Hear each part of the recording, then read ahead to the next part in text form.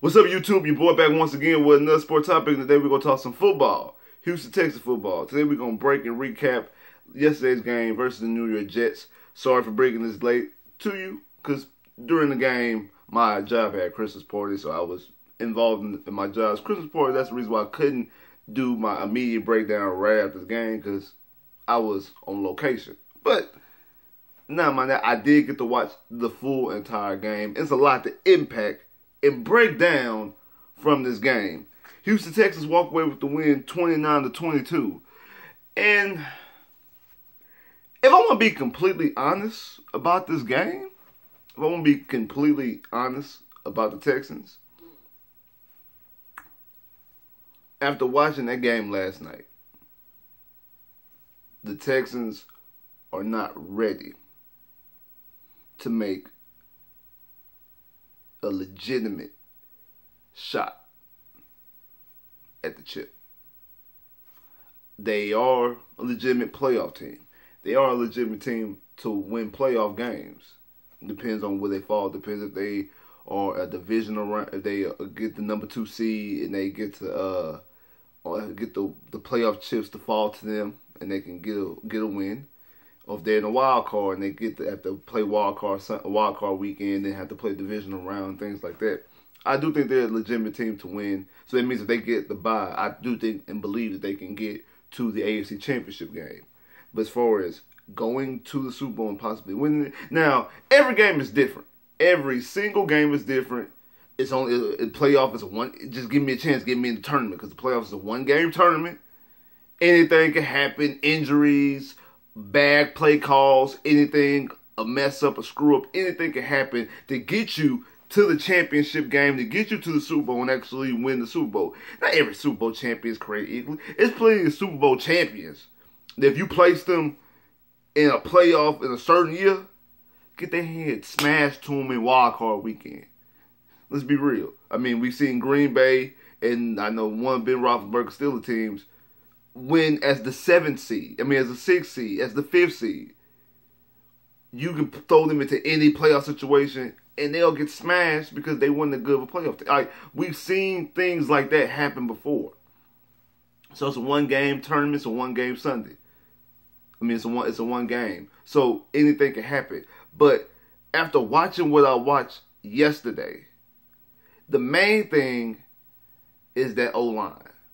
I know I go back and forth every video. One video I might talk about the secondary, the next video I'll talk about the offensive line. We all understand and know that. I said this in the last video, in my last breakdown, that the two biggest question marks coming into this season, the offensive line and the secondary, specifically the corners, reared their ugly head against the Colts. The exact same thing happened against the Jets. Now, be fair. And just to be fair, when it comes to this Jets team, one of the best blitzing teams in the NFL, and you've seen them on display. You've seen that last night. Well, I think they got to Watson 7 times. Now, some of that's on Watson. Some of that is on him not protecting himself, as far as some of those sacks happened, like I said, against the Colts. Some of those sacks happened before he even hiked the ball. He didn't roll protection over to the side. He let free runners just come. So that's a combination of our bad offensive line play and him not making the right call at the line of scrimmage. Again, I don't know. He could have called protection. Offensive lineman just blew it. We don't know. We're not exactly in it. We don't know what was called. We don't know the exact film, what Deshaun actually saw, how they disguised it, things like that. So we don't know. You have to do a real 20. I got to watch the 22, the all 22 to actually break that down. And still, because I'm not in that huddle. I don't know what was called on the field. I don't know exactly if it's full-fledged Deshaun or full-fledged offensive line. A little bit of both. But sometimes you got to say, hey, that might be on Deshaun. Hey, that's on the offensive line. But still, it still remains to be seen that this offensive line is not good enough. As of right now, as it's constructed right now, I don't care if Deshaun holds on to the ball too long. I don't care if he didn't protect himself. If he didn't roll coverage over to himself. Protection over to himself, rather. That offensive line is not good enough right now to give this team a legitimate shot. And if you look at the rest of this team, You look at the way Hopkins is playing. You look at the way Deshaun plays. You look at the way that Clowney and Merciless and White and these safeties are playing. For them to be held back behind this offensive line and those corners is egregious. It's egregious. It is. Also, in saying that, if the Texans would have lost this game last night, I would have been full-fledged on fire Bill O'Brien because of one specific thing that he did. That funky-ass, stupid-ass, dumb-ass timeout when the Jets got stopped on third down. Then they really didn't get stopped. They actually got a bad spot. You gave them the opportunity to challenge, and they did not challenge. Not to mention the fourth down play. You stopped them. Like, you stopped them on that fourth down play. And you called that stupid-ass timeout. It's kind of similar to back in 2007 when the Patriots were undefeated. They were going up against the Ravens. The Patriots on fourth down. Ray Lewis and them make the stop. The game is over. They made the stop on fourth down. The game was over. But Rex Ryan, as the DC, called the timeout. The referee took the timeout. Next play, Patriots got the first down. The Patriots won the game. You know the rest. They go undefeated until they get to the Super Bowl and lose to the Giants.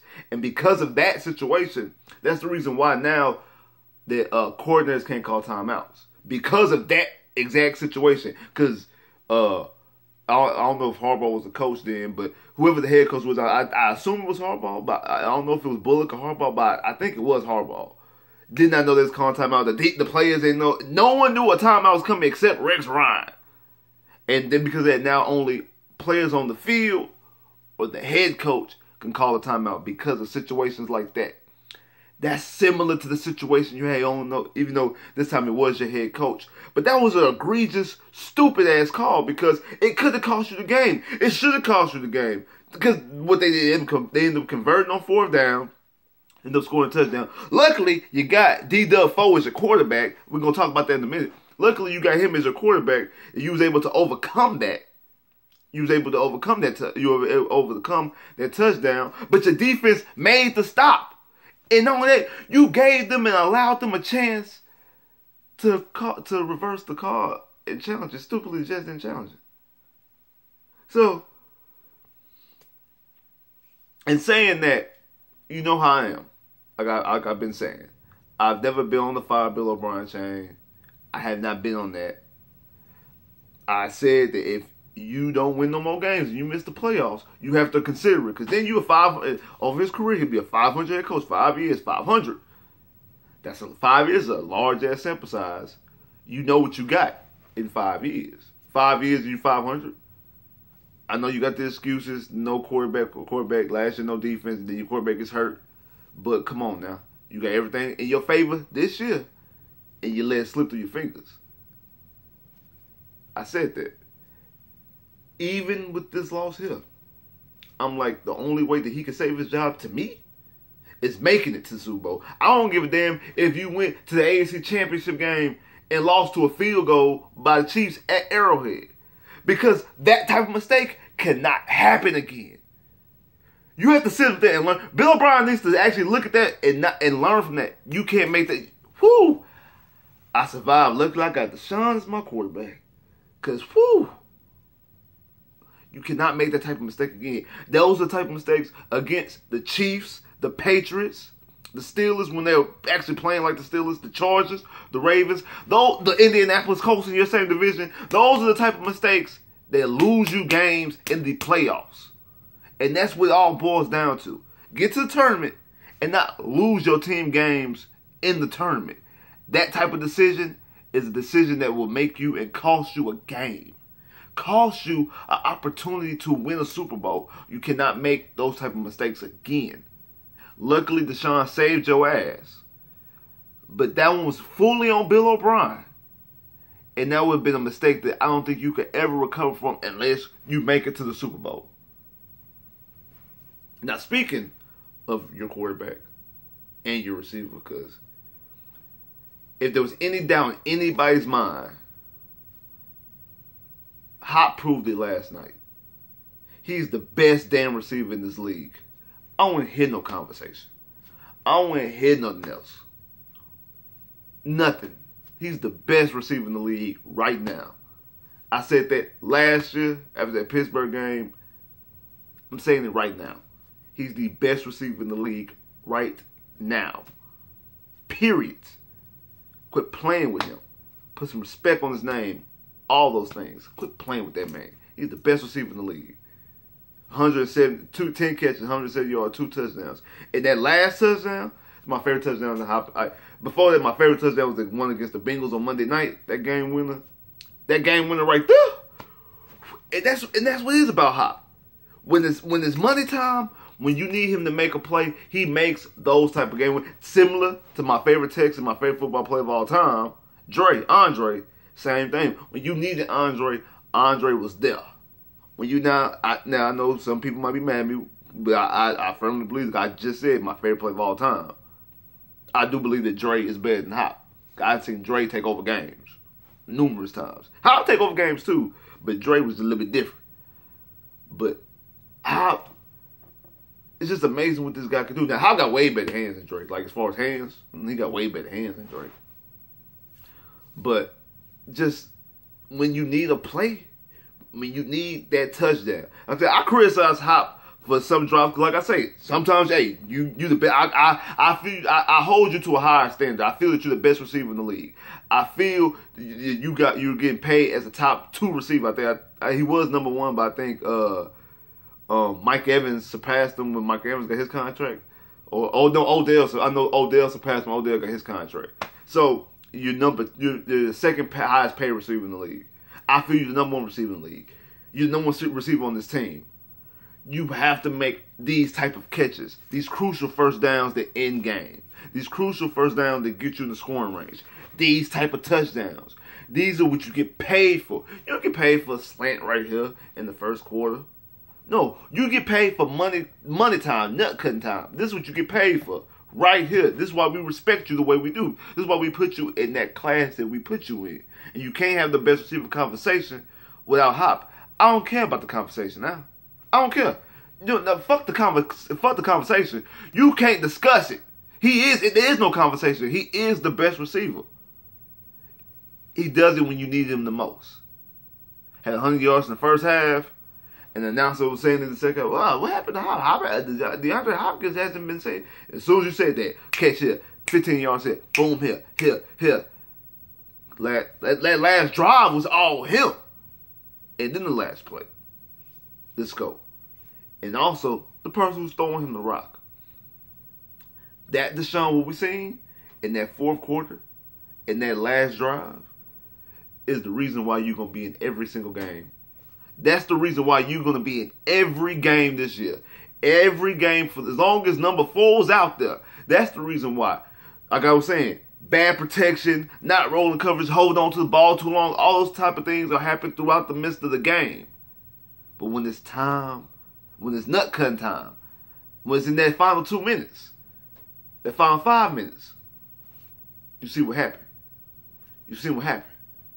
He was cool, calm, and drove that team up and down the field. Walked up and down the field. And put the ball exactly where it's supposed to be put at. Touchdown. When you need it the most. When you need the touchdown. You could have got field goal. And you could have got field goal and took the lead. Let's get this touchdown, baby. Let's get this go. Let's get this touchdown. Let's make sure that they not going. We're going to get this touchdown and we're going to make sure. I seen that Brian T. Smith from the Houston Chronicles sent out a tweet that in Matt Schaub's 7 years of Houston Texans, he has 11 comeback wins. Deshaun this year has 5 comeback and overtime wins. He's tied with Drew Brees for the most this season with 5. I'm trying to figure out exactly what 5. So I'm assuming the Colt game in overtime, the overtime game against the Cowboys, this game here.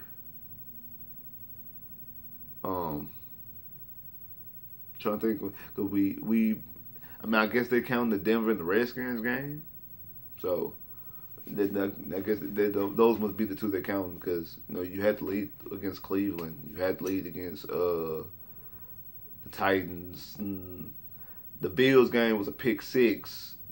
Then you won by off a pick six. It wasn't a comeback win. So it must be the Redskins and the different games that they're counting. But that's the reason why that you should be able to count on winning games because of number 4.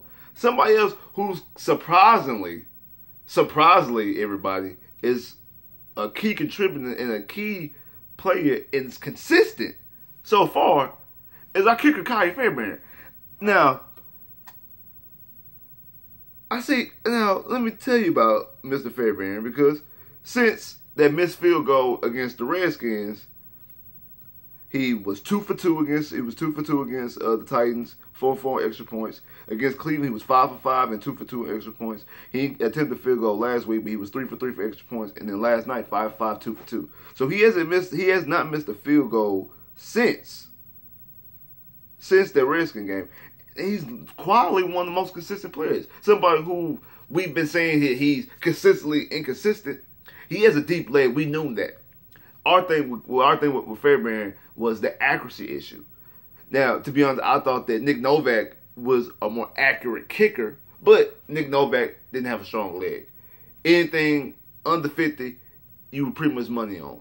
Anything 45 and under, you pretty much money on.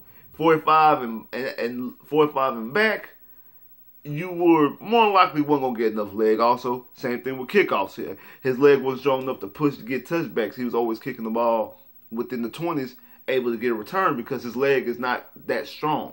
Fairbairn, on the other hand, we knew coming in when we picked him up as an undrafted free agent that he had a strong ass leg.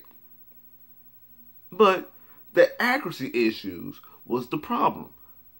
It's not that we feel confident with deep field goals, with attempting deep field goals that we can at least get it there. Can he get through the uprights? And it looks like he's been working on that. Now, the Redskin game, I don't follow him because I know one of those field goals was straight ugly. The Redskins feel like they have a horrible field. They had horrible. Their field goal kicker was missing field goals the same way. They have a horrible field goal, horrible field to kick field goals with. So that was more the field being a crappy field more so than Fairbairn just being a bad kicker in those situations. But Fairbairn's playing legitimately well. Same thing with a guy who a couple weeks ago, well, I'll say about 6 weeks ago, I'm like, yeah, he's definitely should be in the running. Over the past couple weeks, I'm like, nah, you gotta give it to Sam. You gotta give it to Aaron Donald. But after last night and seeing a little bit more closer, looking at stats measured up, I still think that Aaron Donald's gonna get it. JJ definitely needs to be considered for defensive player of the year. Comeback player of the year is out the question because they're gonna give it to Luck. They've been foaming at the mouth, been crying and foaming at the mouth, waiting for Andrew Luck to become Andrew Luck again, which he has.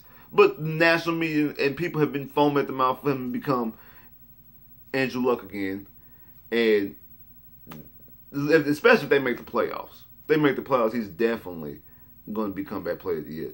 JJ messed up the opportunity last week. If JJ would have had a statement, JJ would have had like 3 sacks against Luck. Luck would have turned the ball over. The coach would have lost the game, lost the division, all type of stuff like that. In that moment, he would have been in the run to get comeback player of the year. But he still should be in the run to get defensive MVP because he's only 2 sacks behind Darnold. Behind Aaron Donald. He has more targets for loss, more tackles, more forced fumbles, more bad passes. Like, he's doing everything more except the sacks. And then the sacks, he's only 2 behind them. He had 2 sacks yesterday. 9 tackles. 2 tackles for loss. 2 quarterback hits. And a forced fumble last night.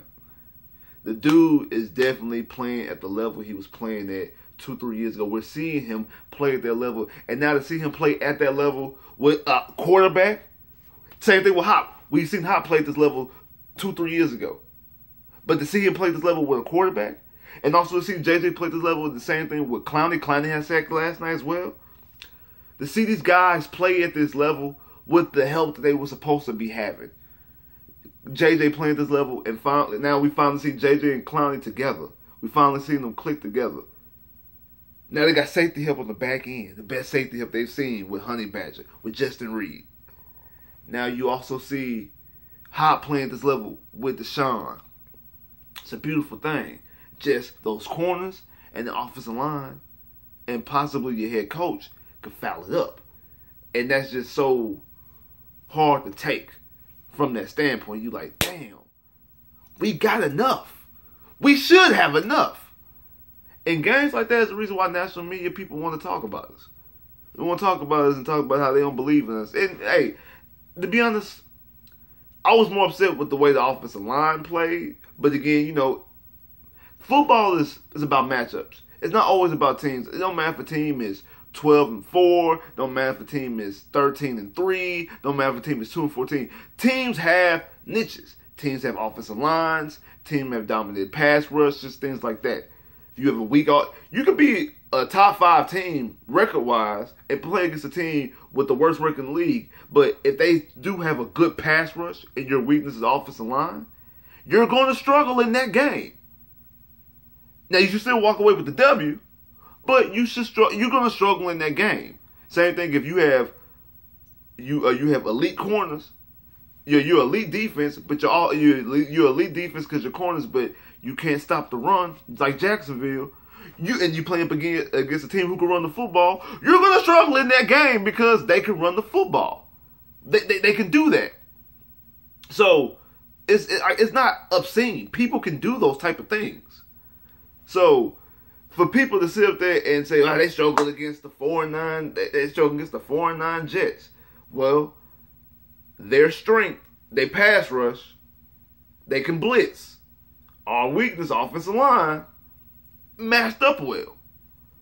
Now, there's also the Patriots, 3-4 weeks ago, struggled against this Jet team. No one says nothing about that because it's the Patriots. Oh, because it's Tom Brady and the Patriots. When the Patriots struggle against lesser teams, they struggled against Buffalo for the most part of that game. Kansas City just struggled against Oakland 2 weeks ago. The perception is how people feel about this team. They don't want to believe in buying this team, and that's cool. Let's get this shit done in the playoffs. Now, I do believe that with Kansas City, with Tyreek Hill, we're going to struggle with those corners. But I think offensively, we can keep up pace with them. Now we're going to see about this running game. Because that was Lamar Miller gets hurt the first half of the first quarter, first drive, I'm not mistaken. The first drive, I'm not mistaken, gets hurt. They say it's not a serious injury. He should be able to play next week, and if not, he'll definitely be able to play in the playoffs. So it's not a serious injury. But because of that, we were struggling offensively because we couldn't run the football. D'Onta Foreman has to play next week. This just guarantees D'Onta Foreman is going to have to play next week against the Eagles. He's going to have to play. You got to get him in rhythm and get him in motion and get him going, because you've seen without Lamar Miller, Alpha Blue wasn't able to do anything last night. He wasn't. Now again, like I say, they have a good team that were able to blitz and things like that. So in the offensive line struggles. So we need a guy who could possibly run with a bad offensive line. And I think D'Onta Foreman can. Now, again, I don't fully trust him coming back from that Achilles injury. Somebody tried to call me out in my last video when I was talking about D'Onta Foreman, saying you expect him to be run like he did last year. No, I do not. I've been very adamant about this all summer on what type of D'Onta Foreman we gonna see. I don't know what kind of D'Onta Foreman we're gonna see. I actually wish he would have played early this year, because I think if he would have played around week 8, we'll start seeing a D'Onta Foreman right now. He's gonna have to knock off Russ, not to mention to see if he's fully healthy. So we gotta see exactly what kind of D'Onta Foreman we're gonna get. I'm hopeful, but I don't really know. I actually have no idea what kind of D'Onta Foreman we're gonna see. But he needs to get on the field so we can see this D'Onta Foreman. And the sooner he gets on the field, the faster we're going to be able to get to some level of D'Onta Foreman of last year. I still think D'Onta Foreman right now is a better option than Alpha Blue. I don't know if he's a better option than Miller, if Miller's fully healthy. But he's a better option than Alpha Blue right now. So we definitely need him on this team. Because what happened if something happened to Alpha Blue? Who's you going to run the ball with yesterday? Things like you got to start thinking about things like that. So now whoever that special team guy that you activate for the 57 roster, even if Lamar Miller plays next week, And actually, to be honest, I won't even play Lamar Miller next week. I'll just go ahead and play Deontay Foreman and Alpha Blue. You need to get Deontay Foreman as many carries as you can these next 2 weeks. Now, I know probably a lot of y'all are watching some of the games that I'm in the midst of watching, going back and forth with the Colts and the Cowboys and the Titans and the Giants. Going back and forth with the games right now. If the Giants and the Cowboys win, that means the Colts and the Titans lose. Texas clinch the AFC South. But the game that I'm most intrigued about is the Pittsburgh Steelers and Patriots game, because if the Patriots lose, the Texans are in control of winning the number 2 seed and getting that bye week, which I think is very crucial. Extra week of rest for Lamar Miller, for Hopkins, because Hopkins rolled his ankle. He said he's good, but you want those extra weeks. Deontay Foreman, you want the Kiki. I don't think Kiki should play no more, because if you see how Carter looked, and I forgot to mention that, if you see how good Carter looked as a slot receiver, you seen that dynamic when he hit that 50-yard catch. When you see stuff like that, that's when you're like, man, we definitely need Kiki, because I feel that Kiki can do things like that all the time. So you want Kiki to be healthy. I wouldn't play Kiki the rest of this year, to be honest with you, because you win one more game, you win the division. Even if the Titans and the Colts win, you win one more game, you win the division. So you more than likely should win this division. It's not set in stone, but you more than likely should win this division. You don't really need Kiki right now. I will hold Kiki, so there's not everybody's favorite thing. There's not a lot of film on him, and you'll be able to play him out there during the playoffs. He's fully healthy. That gives him more time to be healthy. Gives him more time to be healthy, and I think he on this field right now, even with Demaryius Thomas, he's the second best receiver. It's Hop and it's Kiki, and I think that you could do some damage the way that DeAndre Carter did damage. Now you could do the same damage with Kiki, and then you could fully use DeAndre Carter as a return guy. And also use DeAndre Carter at the same thing. You can do screens and all type of stuff, all type of fun stuff with these type of guys. So I like the way the direction the receivers is going. We just got to get them on the field. I like number 4, just the offensive line and the secondary. Like, because Sharice Wright, man, baby. And I guess Bill Brown must have watched my video, because you see that Colvin played on that last drive, right? Actually made a nice stop. Made a good stop. He made a good crucial stop. He looked good on that drive. On that play, rather. I don't know if that was the only play that he played, but he did make I liked that play. Could we get more of that? Can we see more of that? Well, can we just get him on the field? We paying him this money. He needs to start getting on the field more. So, just another little nugget to talk about. But we're going to watch some more of these games. Depends on what happens. I might drop another video later on today. Depends on what happens with the Colts and the Cowboys and the Giants and the Titans and the Steelers and the Patriots. Another video specifically about today's action might happen. Like I said, sorry for the late video, but like, share, subscribe if you haven't. Comment below if you haven't. Click that bell, get more videos. I'll holla.